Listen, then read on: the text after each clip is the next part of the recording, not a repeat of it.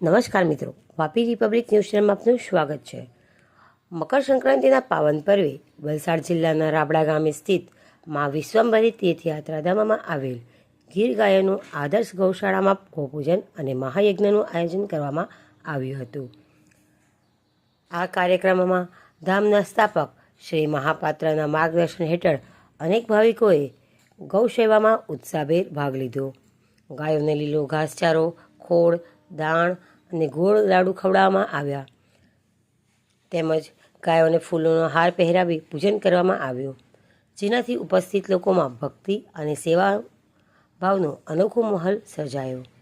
આ અવસરે માનનીય ધારાસભ્ય શ્રી અરવિંદભાઈ પટેલ, જિલ્લા પંચાયતના માનનીય પ્રમુખ શ્રી મનહરભાઈ પટેલ અને વલસાડ જિલ્લા ભાજપ પ્રમુખ શ્રી હેમંતભાઈ કાંસારાની વિશેષ ઉપસ્થિતિ રહી હતી। તેઓએ ગૌપૂજનમાં ભાગ લઈ ધાર્મિક ઉત્સવને આદર આપ્યો અને ઉપસ્થિત લોકોને પ્રેરણાત્મક સંદેશ આપ્યો। મનુષ્ય જો ગાય માતા પ્રત્યેની પોતાની ફરજ પૂરી નિષ્ઠાથી બજાવે તો તે એમના ઋણમાંથી અવશ્ય મુક્ત બની શકે છે।